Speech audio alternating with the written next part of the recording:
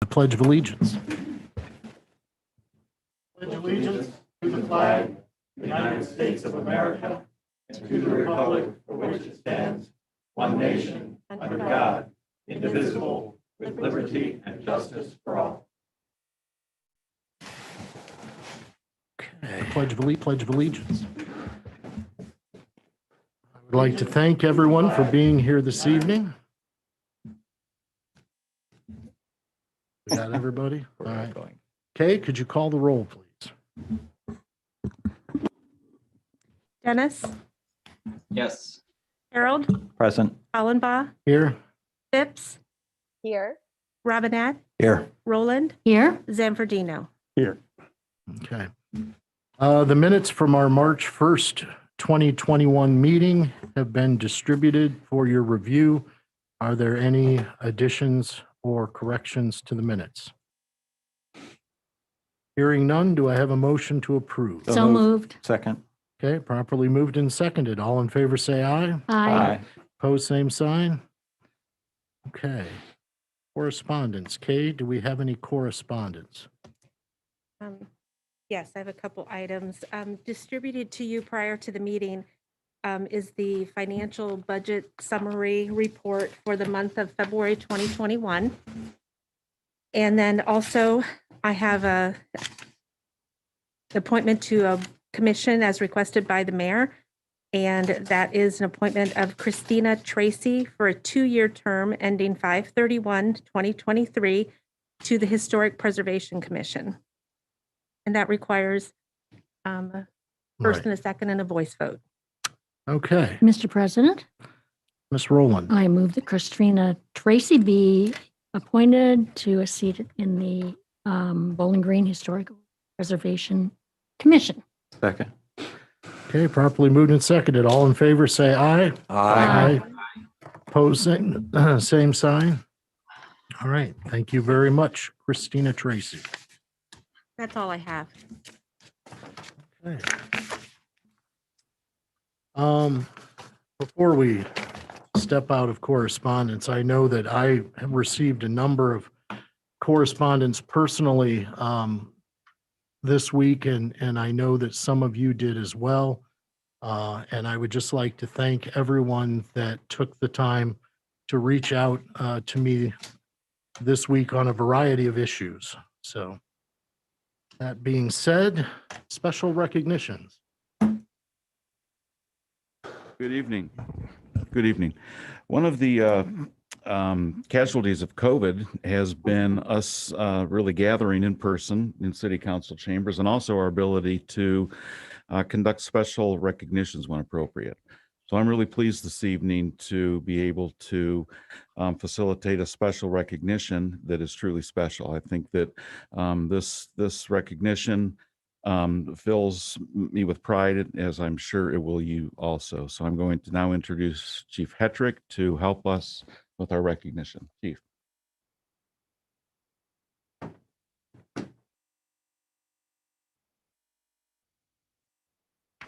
Thank you, Mr. Mayor, Mr. President.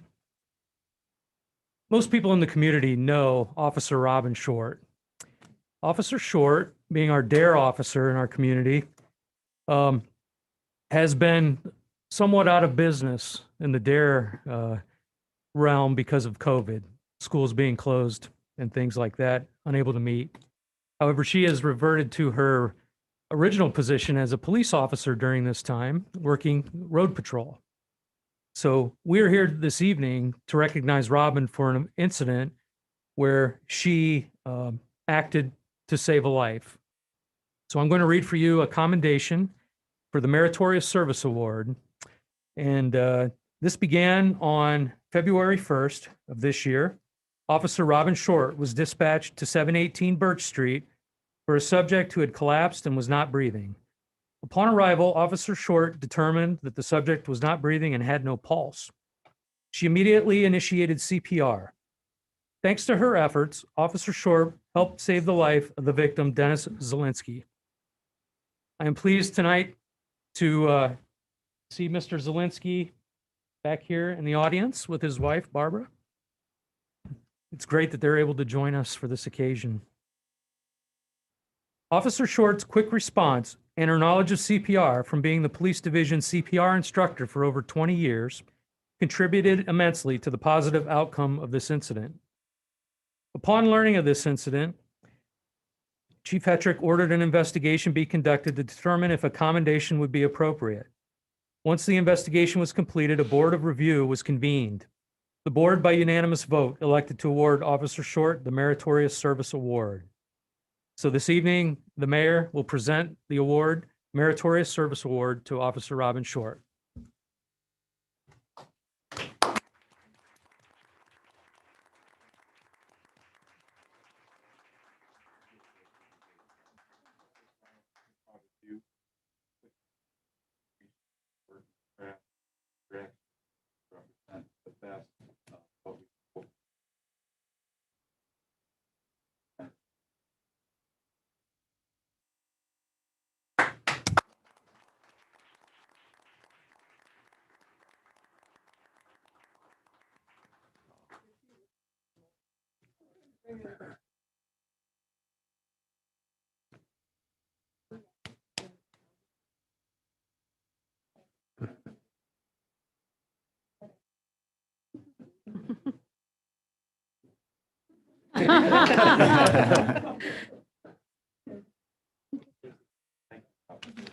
Yeah.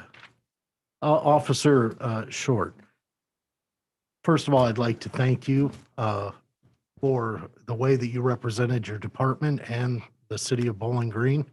I know that you did what you did because of who you are, but I'm thankful that you chose to serve and protect us so that you could be in a position that you were that day. So with that, if we could all please rise.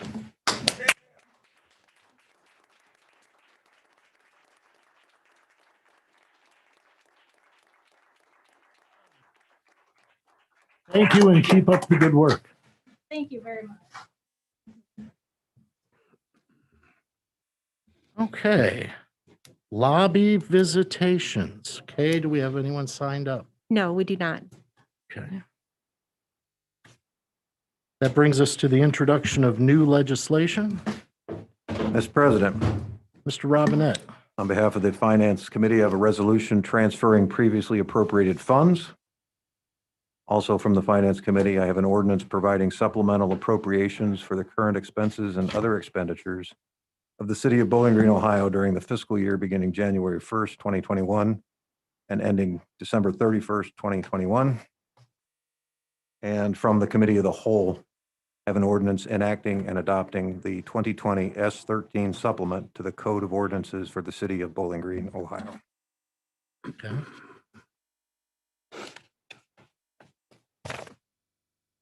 And I have an ordinance authorizing the Utilities Director to advertise request for qualifications and enter into a contract or contracts for engineering services for improvements to the Carter Park Water Tower.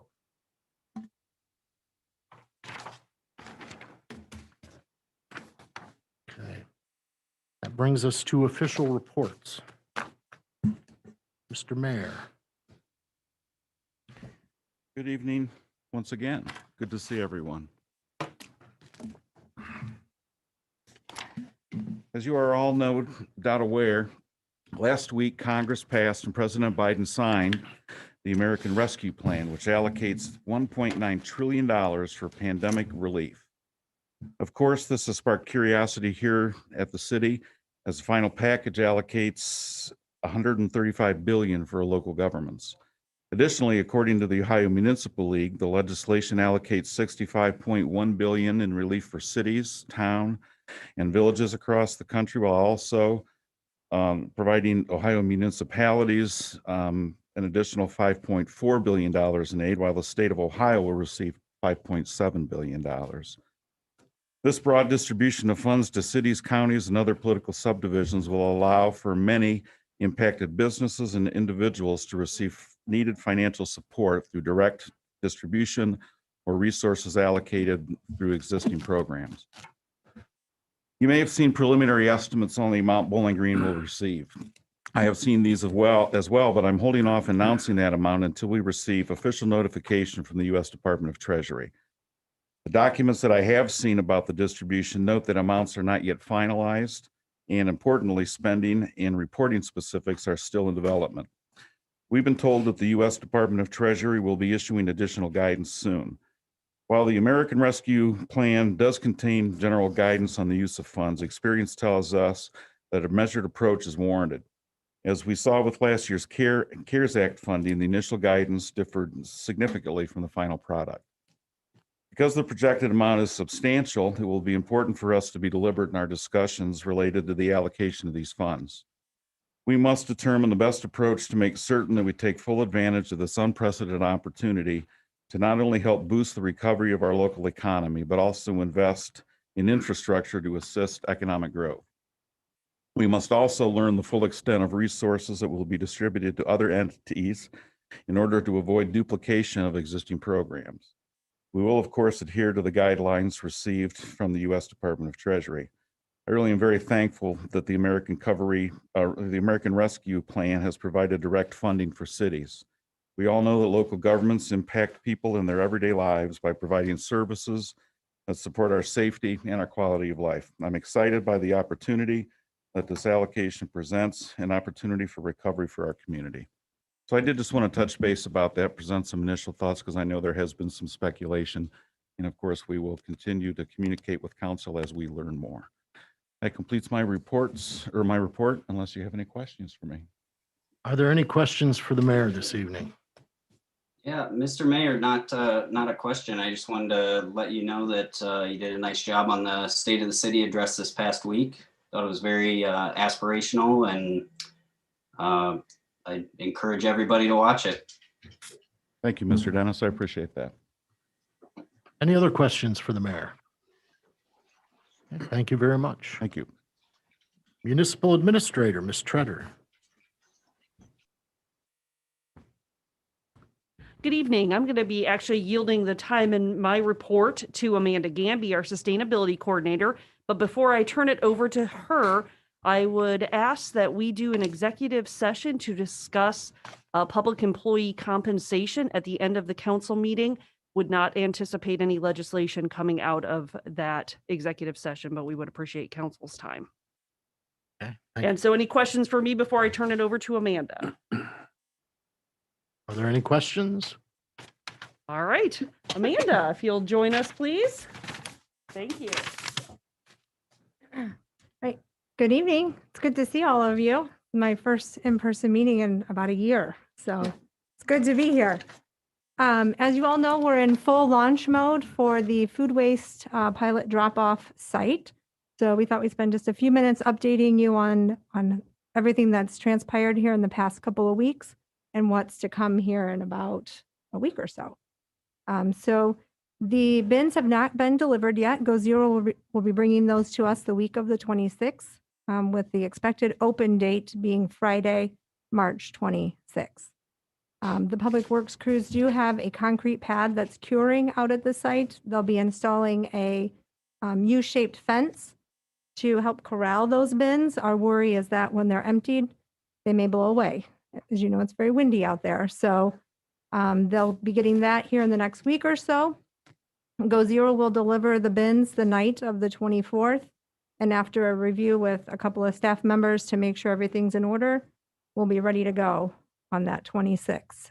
So we did go ahead and start full press for that to the community. There was a lot of excitement that was mounting. So we started giving out those 350 buckets that we purchased as part of the launch. And I'm happy to say that's all I did for 3 days straight was give out buckets and return phone calls and emails. So I think it's a very good sign. We do already have 200 of those buckets reserved, with over half of those already picked up by very excited residents. So it's been great. There's been some interaction again, which we haven't been able to have a whole lot of this past year. But just some feedback I'll share so far. Like I mentioned, a good deal of excitement. Everybody's excited to see. The comments are a small community like ours doing something so progressive and leading as an example. So that was very refreshing to hear several people make those comments as they came through the door. Also very excited about the expansive list of materials that Go Zero is able to accept. As someone who teaches composting for years, I've been telling folks, no meats, no fats, no grease, no oils in your backyard. You're going to have a very bad situation very quickly. However, Go Zero has a large industrial commercial size compost facility. They're turning over compost in a month or less in some cases, so they can accommodate those materials. So even folks who are avid composters are stopping in to be a part of this program because they're able to divert even more food waste from their garbage cans. A lot of folks have reached out saying, hey, I don't want your 5-gallon bucket. It's just me and one other person, and we don't need something that big. So I'm going to get something, cute for my counter, and I'll participate, and thank you so much, but keep your bucket. So we're seeing that kind of response as well from the community. I've been asked, is there a certain demographic coming through the door? I'm assuming they're referring to tree huggers or whatever term you call us folk that like the earth a whole bunch. I would say no, there's not. I'm actually seeing, refreshingly, a lot of young families. One mom today was telling me, we're doing this because my daughter tells me the earth is gagging every time I throw away an apple core. And her daughter's in 3rd grade and just completed a unit with Bowling Green City Schools on recycling. So it's very cool. Like I said, members from all across the community for different reasons, for different demographics, are all very excited. And it's pretty refreshing to see that. As far as the pilot is concerned, I've had a lot of questions about, people already want to know what the future is, and we haven't even started the program. So a couple of things that we'll be looking out for. One is the number of containers that we actually need. Fortunately, Go Zero is very flexible in this regard, and they're going to help us monitor the usage and the site so that we can settle into what we truly need out there, so that we're only being billed for the amount of containers that we truly need on a every other week basis. We will start with 6. We can drop to 4 if we need to. We can go up to 8 if we need to. We can go up to 12 if we need to. They're very flexible in that regard. We are not held into a contract with them. We are billed monthly, so we can discontinue this program or continue this program as we see fit. Some things that we'll be looking for, the total amount of tonnage collected, any kind of contamination issues, and of course, there are a lot of folks who are very worried about rodents and smells. So we'll be keeping an eye on those types of issues as well.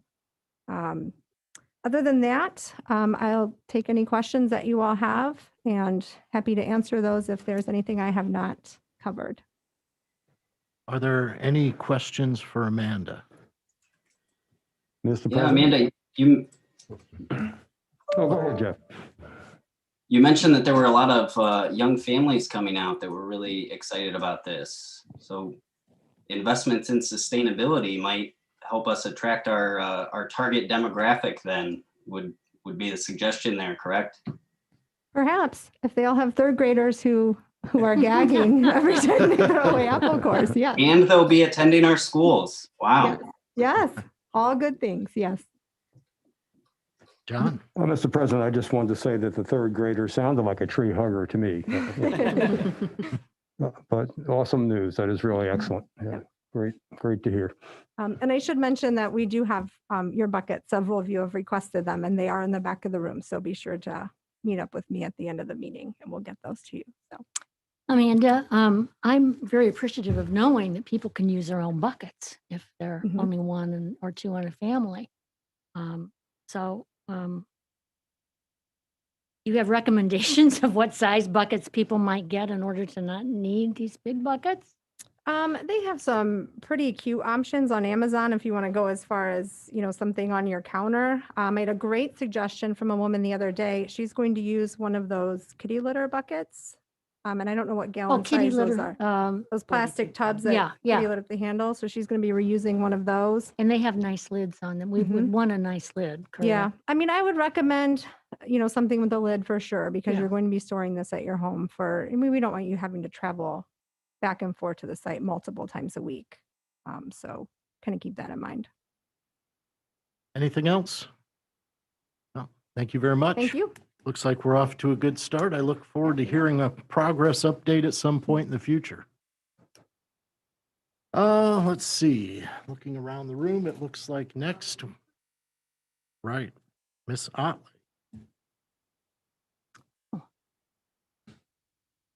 Speaking of tree huggers, right? Parks and Recreation. We have lots of people hugging trees in the parks every day. Doesn't matter the weather. So, kind of been a lifesaver during the pandemic. It's not just me saying that. That's what people are saying nationally. So, but it's really awesome to be here and to see you all in person. So it's been a while. So, you're welcome. I've saved you from my reports, but I am here today because I have very, very, very exciting news. So last week, I don't know what time Wednesday, but at some point Wednesday, the graduate students of Dr. Shannon Orr's class dropped our recreational needs survey in the mail. So about 2,500, I believe that's 10% of the registered voters here in the city of Bowling Green. It is a random sample survey.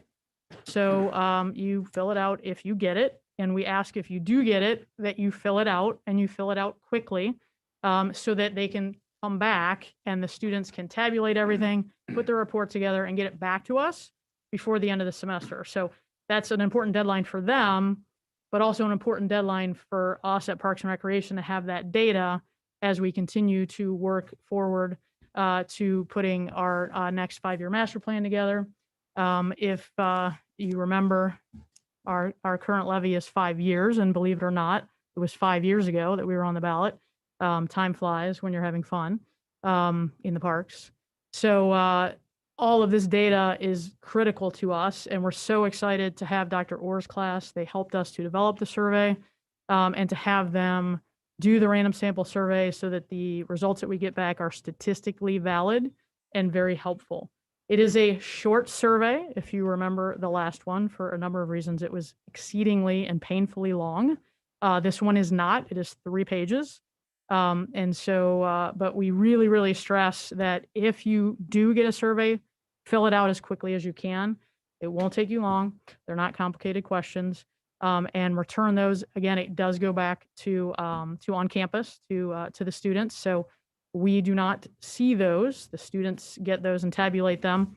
There is an insert in there that you can fill out and be entered into a raffle for a $100 gift card from Parks and Recreation.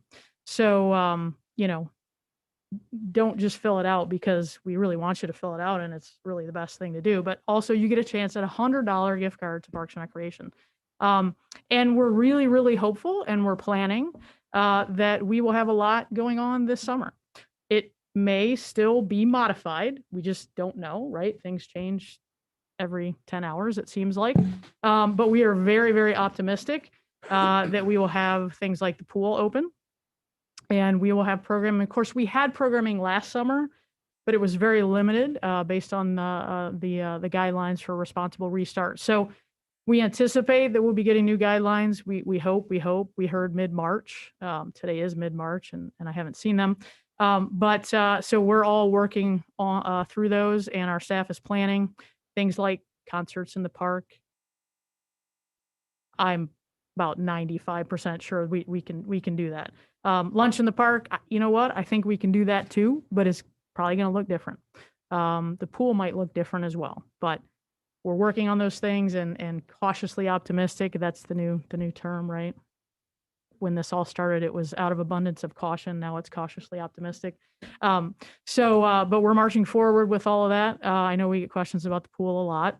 But yeah, we're hiring staff right now and we fully anticipate being open. So I believe that's all that I have. And I don't know if you guys have questions, but obviously we're getting phenomenal use in the parks and have been, this whole past year. So it's been great. I have a quick question. Were Dr. Shannon Orr's focus groups completed or Yes. they are done? Yes. She needs to Yep. have no more. Okay. I think I sent that report out as well, Sandy. I can resend it to you. Okay. Yeah, Are there any other questions for Ms. Otley? Yeah, Ms. Opping? Yes.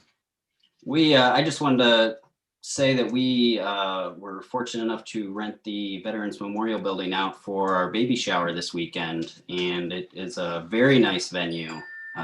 Plenty of space. We did not have too many people, but we did get the big room with the 250 person occupancy. So plenty of room to spread out, and I think it turned out really nice.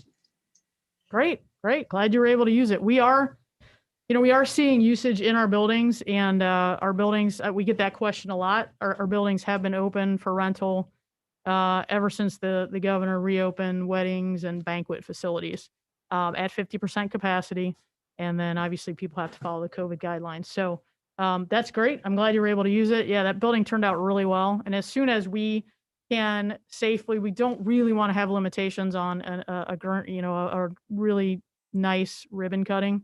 So we're hoping maybe end of summer to be able to do that and to be able to just do it the way that it really calls for. So, but people are using the buildings, and especially, the Veterans Building, as Mr. Dennis said, there's a lot of space in there. So you take, even at 50% capacity, you can really feel safe and comfortable and have your gathering. And that's why we felt strongly that our facilities should be open, because, even when they were able to reopen early on, there were certain criteria where you could meet to gather, and those things still happen.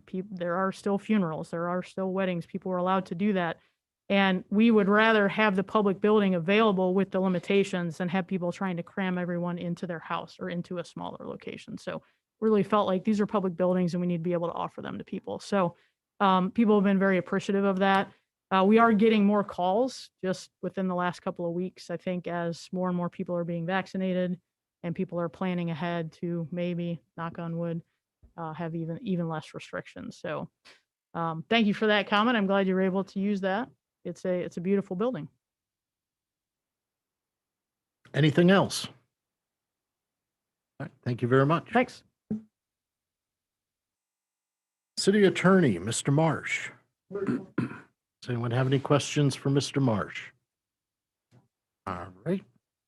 That brings us to council committee reports. Do we have any council committee reports this evening? Mr. President, Mr. Zanfordino. at our last meeting, we set up 2 community improvement committee meetings for April 5th and April 19th. And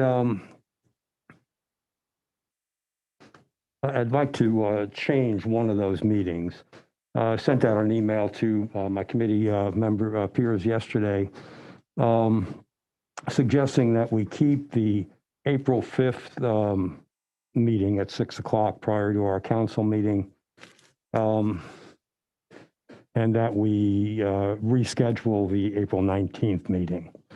At the April 5th meeting, I believe we need to revisit the registry piece of the rental issue. To be honest, I think our last meeting raised more questions than it answered. But be that as it may, I'd like to keep the April 5th meeting as it is. And then wanted to see when Jeff and Bill thought we could meet for the rescheduled April 19th meeting. I'm fairly open. Are you? You wanted to have it be in a time where we did not have a constraint in terms of bumping up against a later meeting? Yes. So would that be on a night where we did not have council?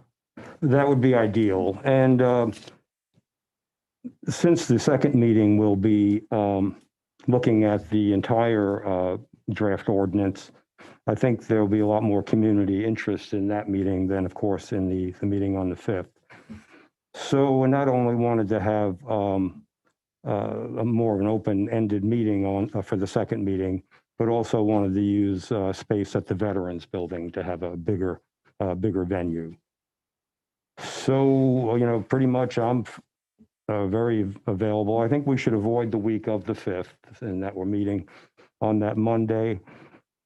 And then, really, I have no commitments in those next 2 weeks in the evenings. Kay, are you aware of good dates that we could perhaps use the Veteran Center? No, I'm not. I haven't really talked to them yet, but I was Okay. planning to do so tomorrow. So maybe Um, what we could do is come up with a couple of possible dates and, And I and could then- email the committee and come to a consensus. Does Sure. that work? that works for me. Okay. So are there any nights that you gentlemen would need to avoid, looking at the week of the 12th on? Yeah, my preference would be not a night where there's another city meeting. Mhm.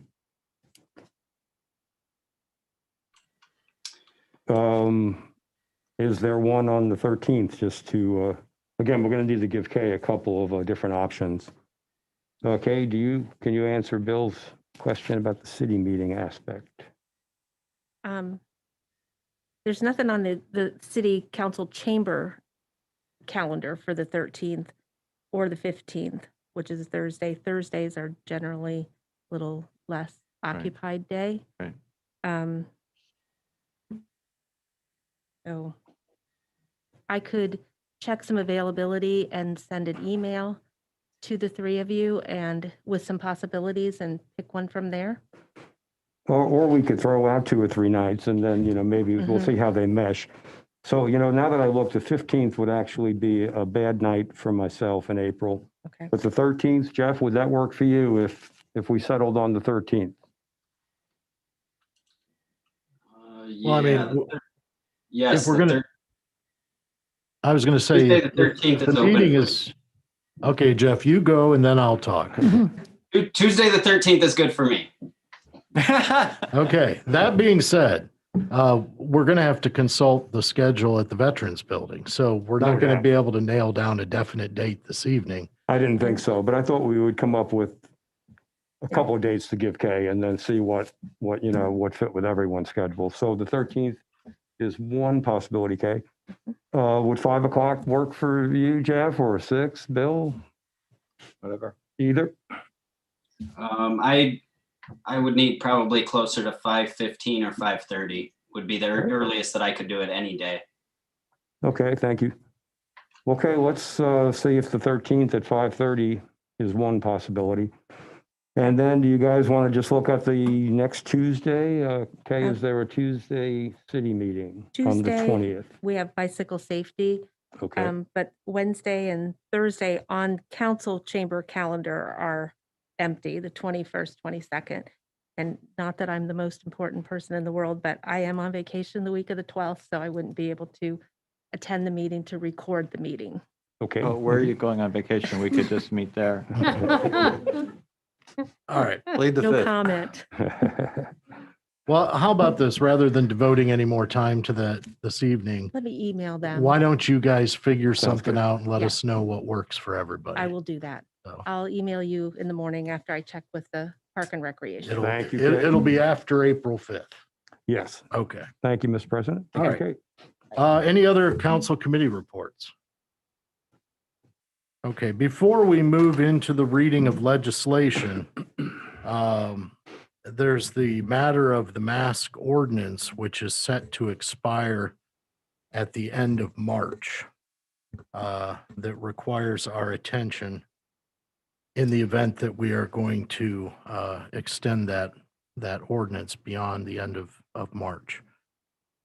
Are there any thoughts that anyone has, or should I give my thoughts first and then you can all attack me? Okay. I would say that where my mind is right now is I'm inclined to believe that we would extend the ordinance beyond the end of March. However, based on everything that I've seen with regard to vaccination and all of that, in my mind, that we would not need, say, for example, we extended it quarterly. We've been extending it quarterly. So if we extended it to June 30th, in my mind, that would be a hard date, and I would see no reason. The intent would be that there'd be no reason to extend it beyond that. But that's where my mind is. Mr. President, I agree with you that since we've been doing it in quarters, we should continue to do that for consistency's sake. I would like to go to the end of June also.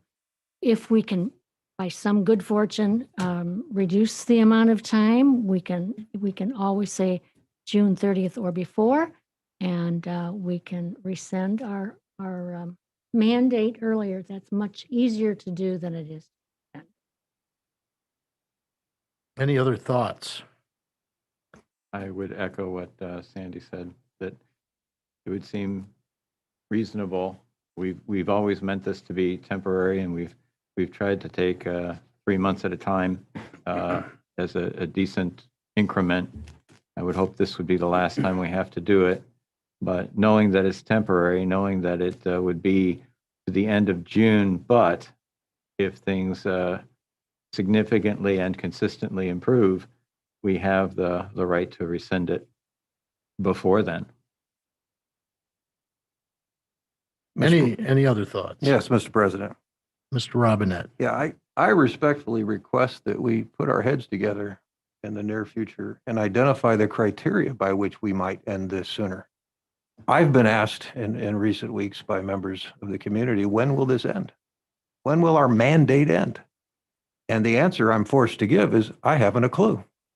We as a council have not established any criteria upon which we can end this. We've only kicked the can down the road based on the calendar. And while that might have made great sense at the beginning, when we knew very little about anything going on with COVID, I think we know much more now. And I think we owe it to our fellow citizens to clearly define the conditions under which, the criteria under which we can and will end this, independent of a date. And so I ask that we do that and publish that and make that known. And then, I think that's a positive step because I think we can, as a community, get by without a mandate, even though masking will certainly occur in many, many organizations moving forward for various reasons. So Mr. that's my President, request. Following up with what Greg just said, the governor has set a standard in which he says he is willing to lift the requirement. And I could be wrong about this. Is 0.5 per 100,000? Yeah, I think what he said was 50 people per 100,000. 50 per 100,000 then, because I thought 0.5 was awfully small, but 50 per 100,000 people. And that has been a figure also talked about by the director of the Will County Department of Health. Well, in some interviews. yeah. How about this as an idea? If we extend the ordinance to June 30th, and I can tell you in my mind, based on what I've been seeing and the abundance of people getting vaccinated, that I'm thinking that would be it for the ordinance, that we would let it expire on June 30th. But I also want council members to think about the question that Council Member Robinette brought up, because I don't think a lot of people have done this, and that's think about what the end looks like. Think about what the goal should be. Some people may think the governor's guideline is a good rule. Others may not. So I think at some point we're going to have a committee make a decision as to what that cutoff point is going to be. And it's entirely possible we may reach that prior to June 30th.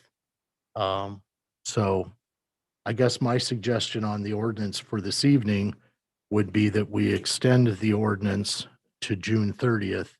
But that doesn't mean that it's going to stay in effect until June 30th, and that we are going to come up with some sort of criteria by which it will end. So, is there anyone that is in disagreement with that date or that concept? Okay, well, in that case, I'll make a motion that we extend the mask ordinance to June 30th, 2021. Second. Properly moved and seconded. Kay, could you call the roll? Harold, Yes. Hollenbaugh, Yes. Phipps, Yes. Robinette, No. Roland, Yes. Zanfordino, Yes. Dennis. Yes. Okay. All right, so the mask ordinance is extended to June 30th of 2021, but please start thinking about what that ending of the mask ordinance looks like. Okay, so that brings us to the reading of legislation. Okay.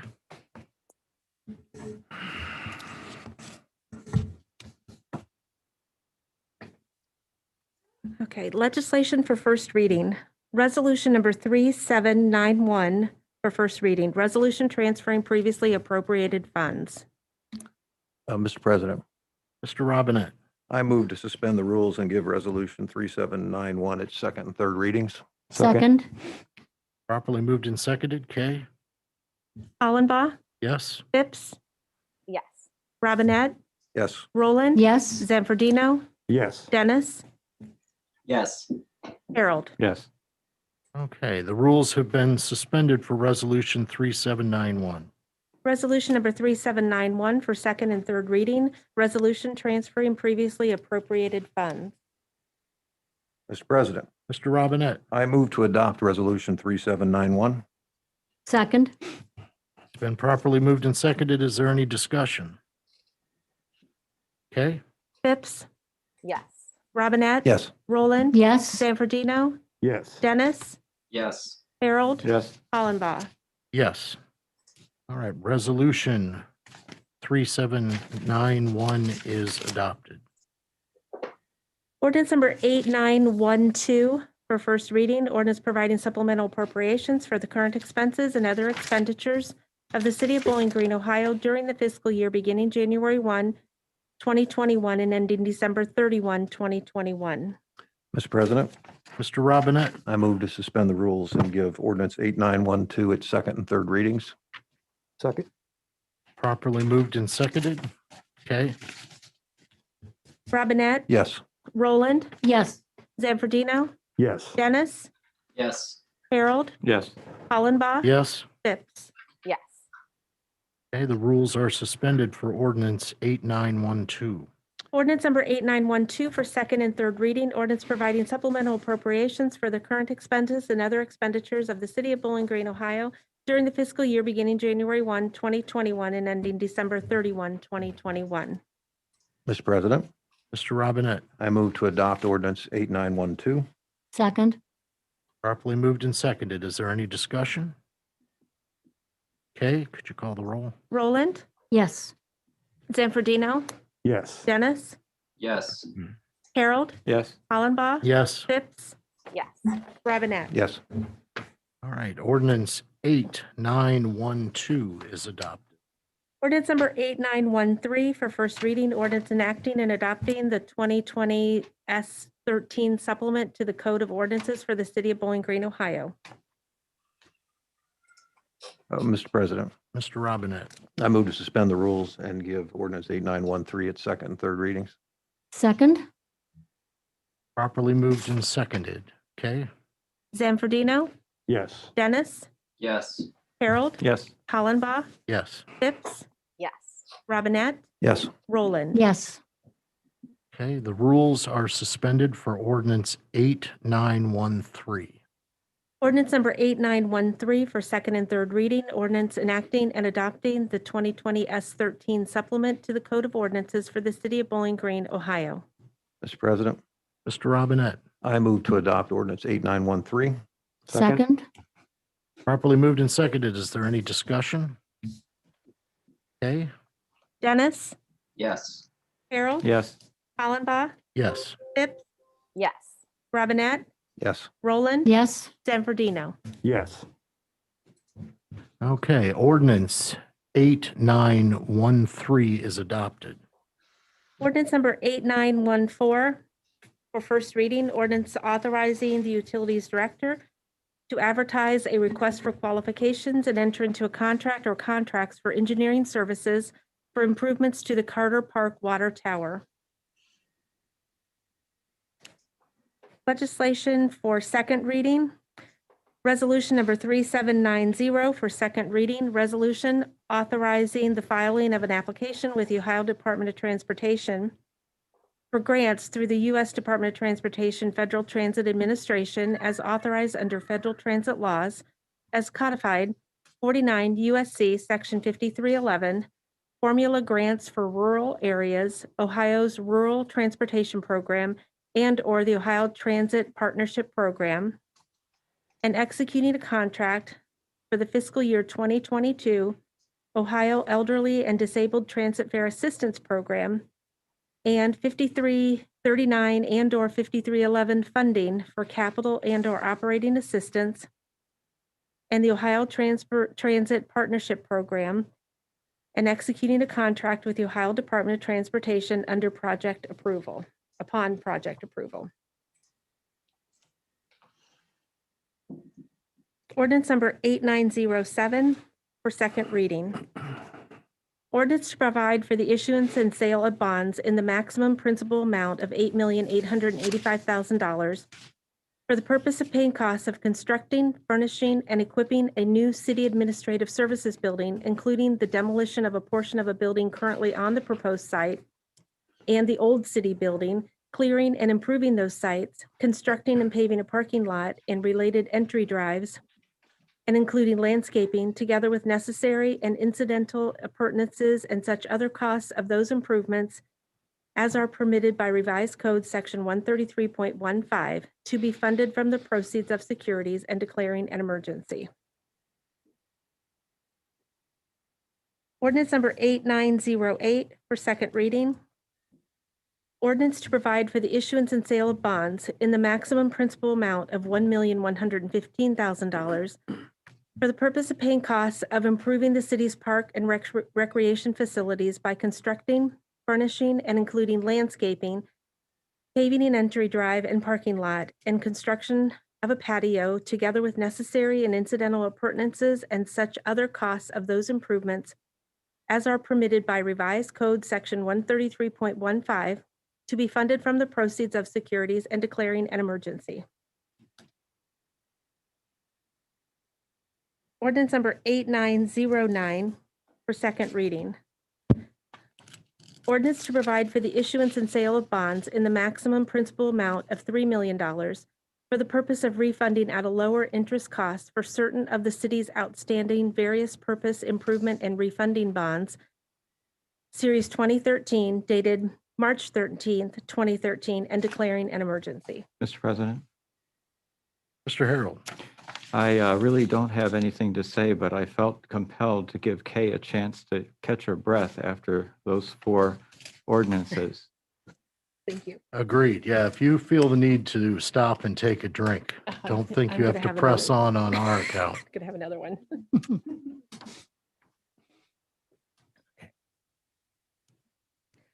Okay, ordinance number 8910 for second reading, ordinance accepting annexation of approximately 10.822 acres of land in Center Township, Wood County, Ohio, from Richard E. and Judith L. Carpenter petitioners.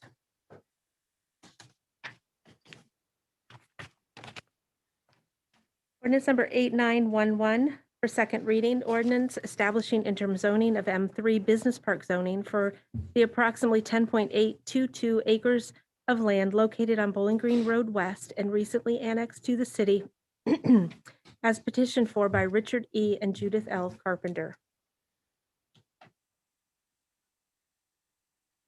Legislation for third reading. Ordinance number 8903 for third reading, ordinance certifying unpaid cost of weed mowing to the county auditor for placement on the tax duplicate. Mr. President, Mr. Robinette. I move to adopt ordinance 8903. Second, It's been properly moved and seconded. Is there any discussion?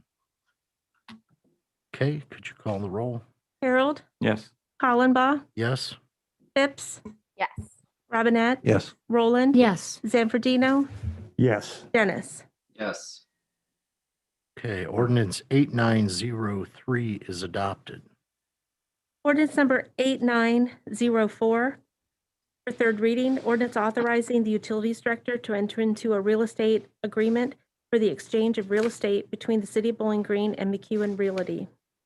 Mr. President, Mr. Harold, I move that we adopt ordinance 8904. Second? been properly moved and seconded. Is there any discussion? Okay, Hollenbach, yes? Phipps, Yes. Robinette, Yes. Roland, Yes. Zanfordino, Yes. Dennis, Yes. Harold. Yes. Okay, ordinance 8904 is adopted. Ordinance number 8905 for third reading, ordinance authorizing the utilities director to advertise for bids and enter into a contract or contracts for the transformer replacement at Gypsy Lane Substation. Mr. President, Mr. Harold, I move that we adopt ordinance 8905. Second? properly moved and seconded. Is there any discussion? Okay, Phipps, Yes. Robinette, Yes. Roland, Yes. Zanfordino, Yes. Dennis, Yes. Harold, Yes. Hollenbach. yes. Ordinance 8905 is adopted.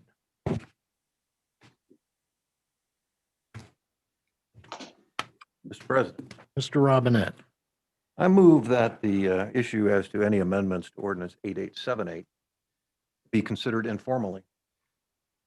okay. So do I take that to be a motion to go into informal consideration of amendments to ordinance 8878? That is correct. I will second that. All in favor, say aye. Aye. Aye. Opposed, same sign. Okay, so welcome to discussion on ordinance 8878. Does anyone have anything that they would like to discuss concerning ordinance 8878 prior to it being voted on by council? Mr. President, Ms. Phipps? I'd like to raise two issues that I think remain here and I think will improve this legislation. The first is to the survey requirement in 158.06.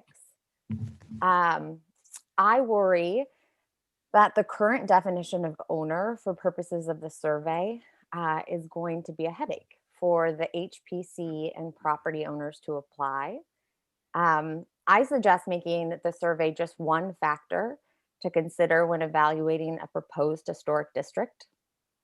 The survey must still be completed and included in the HPC's written recommendation to council, but a majority of property owners will not need to agree to the proposed district before the designation process can begin. This requires a pretty straightforward change to 158.06B12.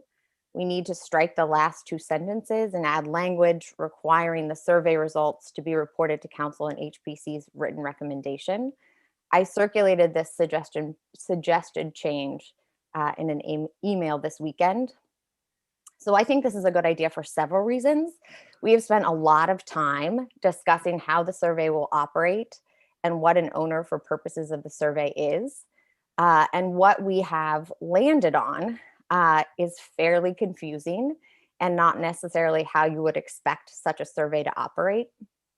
I'm confident that the designation process in this legislation allows for plenty of participation by property owners. In addition to the survey, there are at least 2, possibly 3 public hearings on the proposed district at the HPC, Planning Commission, and council levels. And then finally, practically speaking, not too much changes. The survey will still be an important and persuasive indicator of owner support. It is hard to imagine a historic district being created by council where the survey of owners did not evidence a majority in support. So if we're just having an informal discussion, you don't need any sort of motion for me. My kind of set piece on that is done, right? Or do you need some sort of formal No, motion from me? Okay, I would just like to hear what other people think about that suggestion. okay. Thank you. Mr. President, just a question, and that is, if there are amendments to our amend by substitution, would we vote first on the amend by substitution? And if that passed, then we would be amending the amended by substitution, or are we going to try and incorporate all of this in one motion? Well, we had the original document, Yes, which we'll have to amend.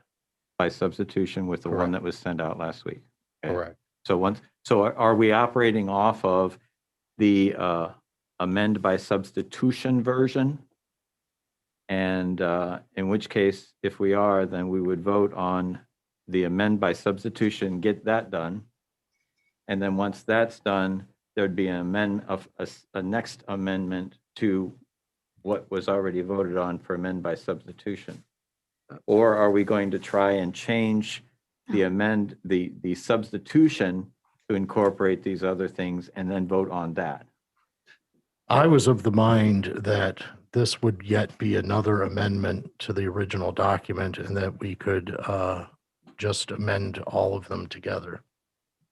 Okay, I think That's that might get a little messy. And if I were able to get a sense of the amend by substitution version, is that something that everybody is somewhat comfortable enough to vote yes on?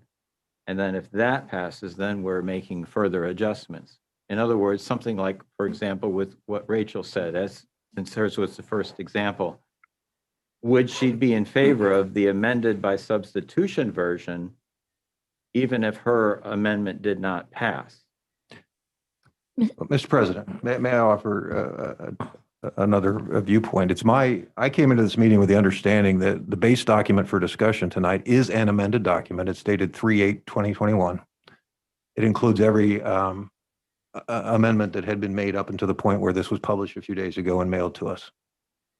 That's fine. We could, excuse me, we could vote on this as a document, amend it, by substitution.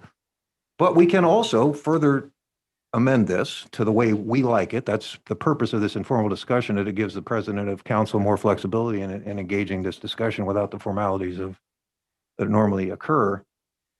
But it's my understanding that if we all agree to the amendments as we discuss and agree to tonight, a way to do this is simply to allow the committee chairperson to recommend amend by substitution for whatever we agree to here in the next few minutes. And we can vote on it up or down. I don't think that it will be confusing.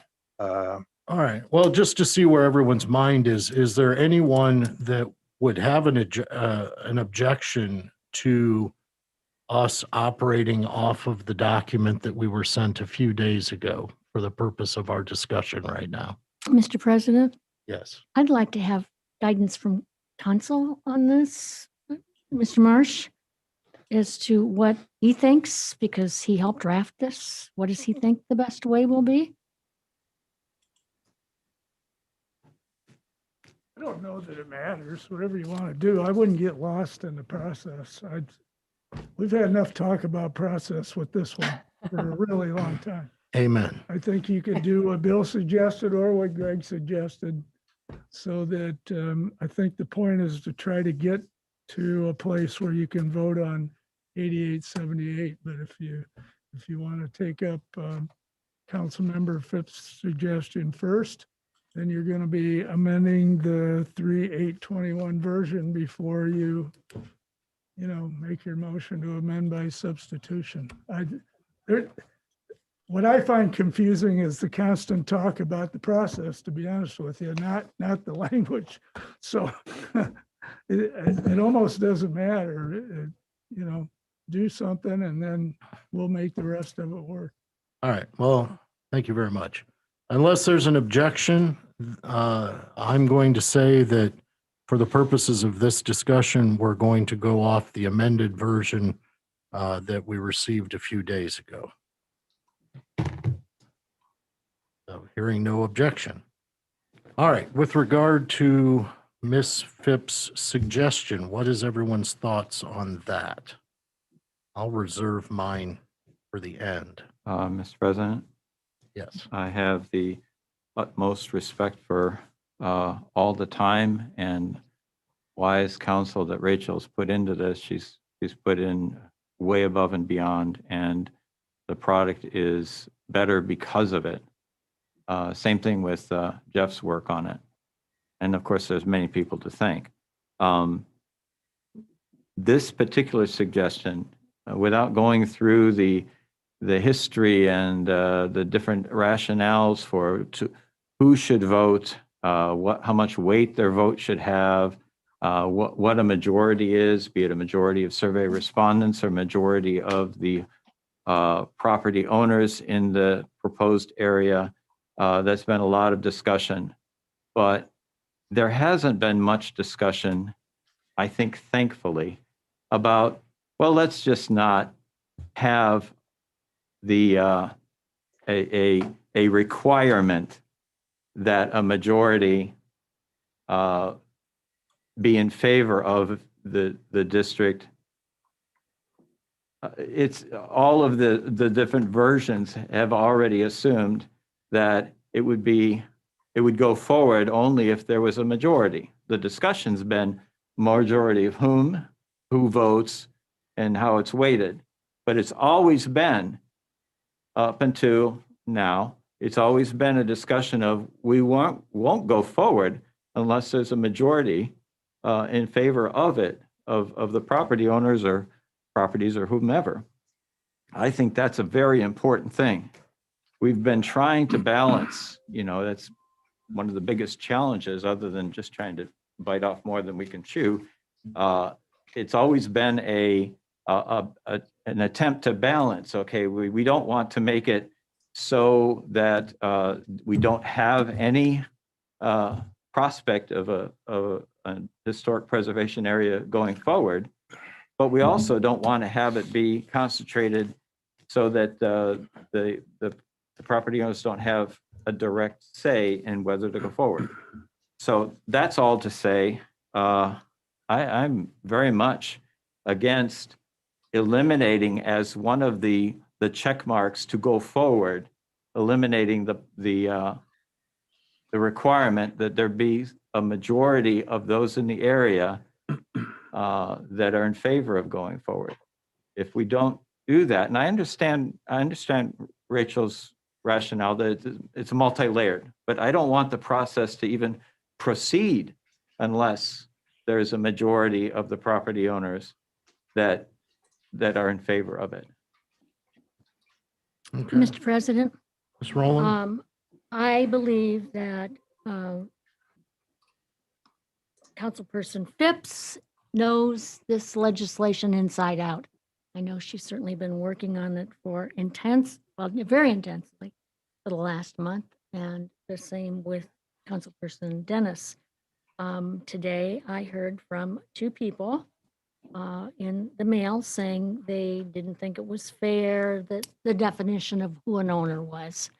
I also, in the mail today, received information from the commission, the Historic District Commission, saying they supported the changes that Councilperson Phipps is advocating. So I consider the members of the commission the experts, because you have worked on this for 2 years almost, and you live in historic homes, historic districts, and other communities.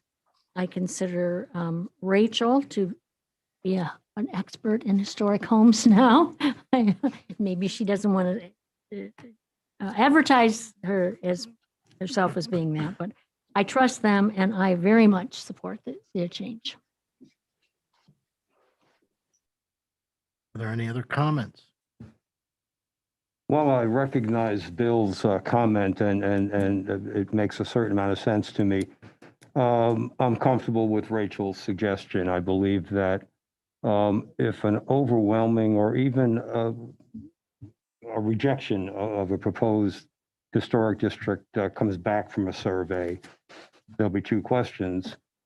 How many votes did each individual get was a question that's haunted me. But I think council and the bodies that it goes through will be mindful of the fact it was rejected. So based on that comfort of the decision makers of the future, I support Rachel's concept. And Mr. President, the Historic Preservation Commission, of course, has done a great job, but in their endorsement of this particular change, that gives them quite a bit more power. And that way they don't have to, I'm sure that the current the constitution of the commission wouldn't totally disregard the intent or the desire of those people in the area. We can't guarantee that for the future. And to me, you know, and you would know this, Mark, teaching American government, you have checks and balances. And the idea that a future commission could dictate above the objections of the people in the district to go forward with the process, I think is just concentrating too much power in one area. And that's the reason why it would be, I think, prudent to have as a safeguard if people don't have a majority, however that's determined. So I think it's just a dangerous thing. All right, thank you. Anyone else want to weigh in? Yeah, Mr. President, I also I support Council Member Phipps's amendment here. I would note though, and I would also support the change that she's made to the very end of the section, which actually restores the one vote per property to property owners in a proposed district. I think particularly if it's going to be non-binding, it will be helpful to have an accurate picture of what portion of the proposed district favors creating a historic district. I think that if we are making this a non-binding survey, there's absolutely no reason why we would not want to have as much information and as clear a picture as we can when each body that's going to be considering this is making its decision. So I know that John mentioned this, and I think it's come up a couple of times even in this meeting, but I think that that is an important change that will you know, provide an additional check. I think that is a good compromise. Okay, anyone else have any comments? Greg, anything you want to volunteer? No. Okay. Yeah, my observations here, and I can see this going both ways. You know, it's impossible to predict what future historic preservation commissions will look like, and it's impossible to predict what future councils will look like. On one side, I'm a little bit alarmed that it does, like Bill said, seems to take lessen the importance of the citizens, because they will be a factor but not the factor. On the other side, I'm equally alarmed by the fact that it removes the language limiting the votes to one per person.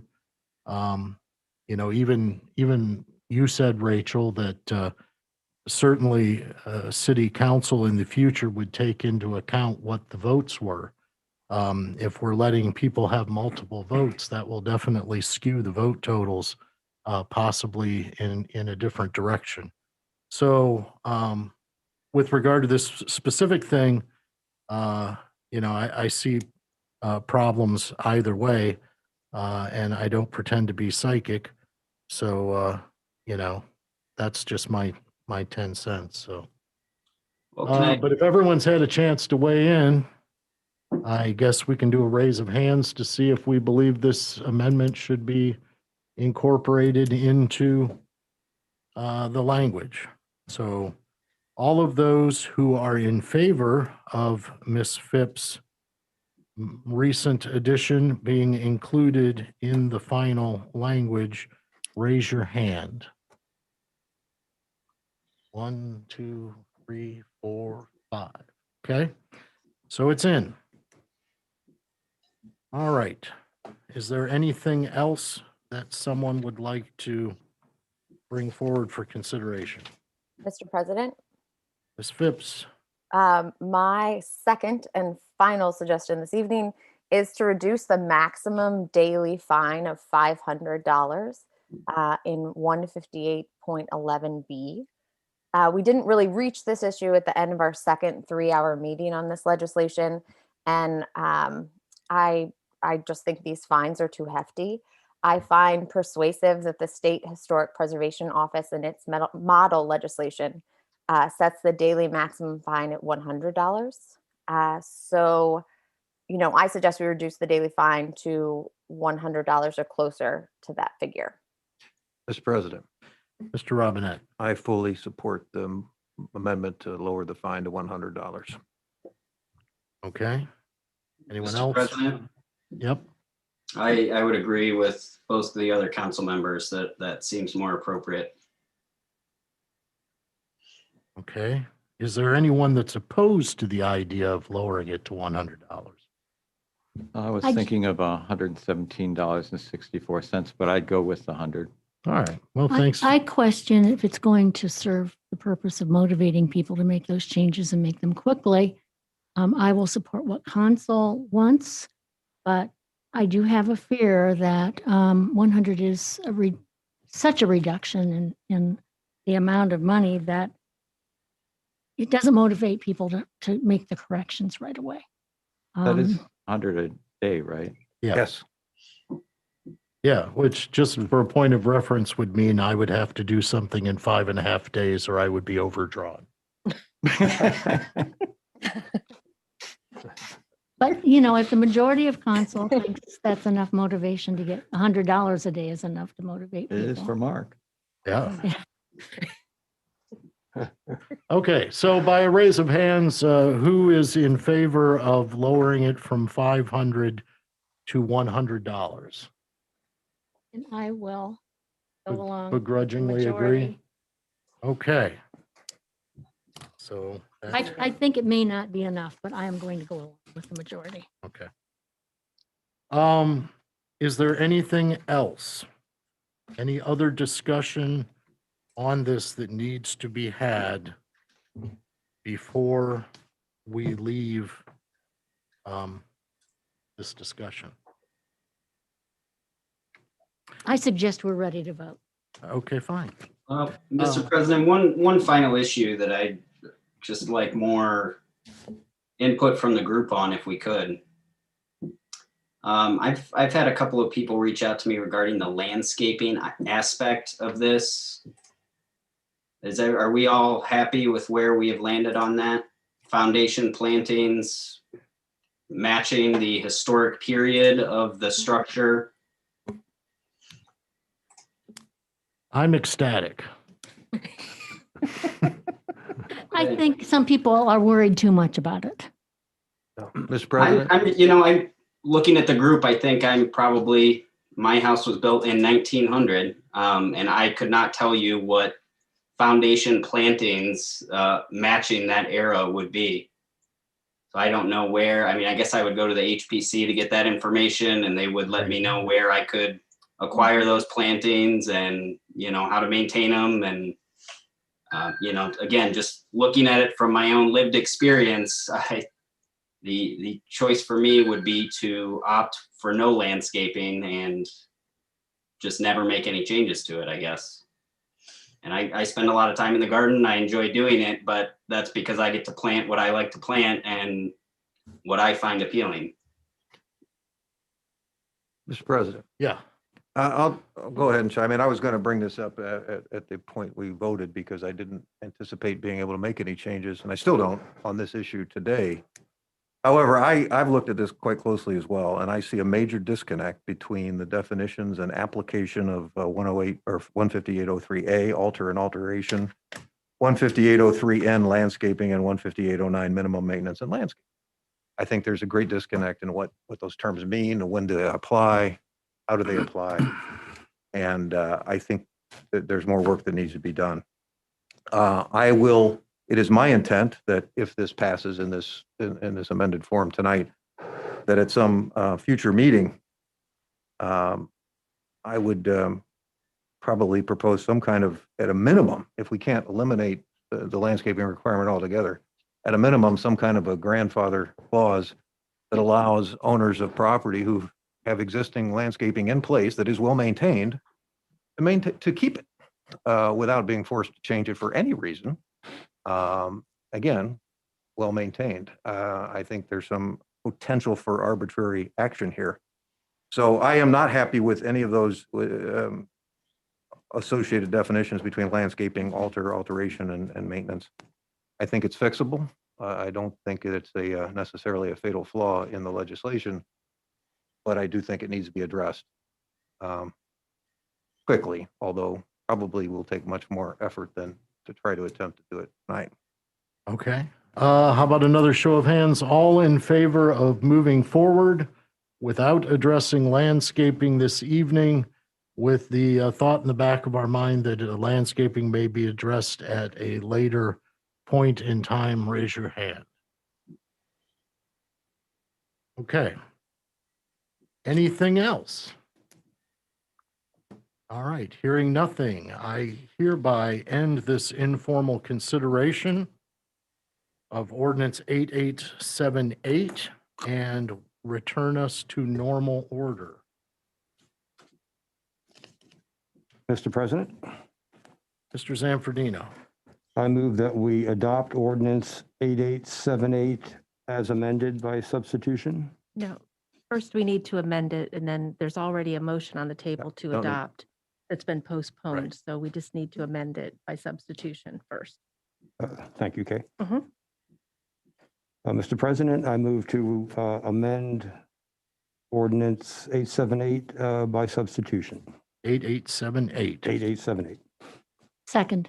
Okay, it has been properly moved and seconded to amend by substitution ordinance 8878 based on the changes from our prior two meetings, which I have listed as edited version 3/8/2021, with the two changes that were decided on this evening. That's the way I understand this motion to be, correct? Yes, Okay. And I've had the motion in the second. yes, you have. Okay. Robinette, Yes. Roland, Yes. Zanfordino, Yes. Dennis, Yes. Harold, Yes. Hollenbaugh, Yes. Phipps. Yes. Okay. So ordinance 8878 is amended by substitution. Mr. President, Mr. Zanfordino. I move to adopt ordinance 8878. Point of order, Mr. President, the motion has already been made. Nothing's required but a roll call. Right. So we just that need to correct? vote. That's correct. All right. Well, let's have an opportunity. Does anyone want to have a discussion on anything that's happened prior to us voting? Hearing nothing. Kay, could you call the roll? Roland, Yes. Zanfordino, Yes. Dennis, Yes. Harold, Yes. Hollenbaugh, Yes. Phipps, Yes. Robinette. Yes. Okay, ordinance 8878 is adopted As amended. as amended. Is there any other business to come before council this evening? Executive session. All right, Mr. that President? being said, do I have a motion to move into executive session for the purpose of discussing public employee compensation? So moved. Second. Properly moved and seconded. Kay? Zanfordino, Yes. Dennis, Yes. Harold, Yes. Hollenbaugh, Yes. Phipps, Yes. Robinette, Yes. Roland. Yes. Okay, we will be moving into executive session. No action will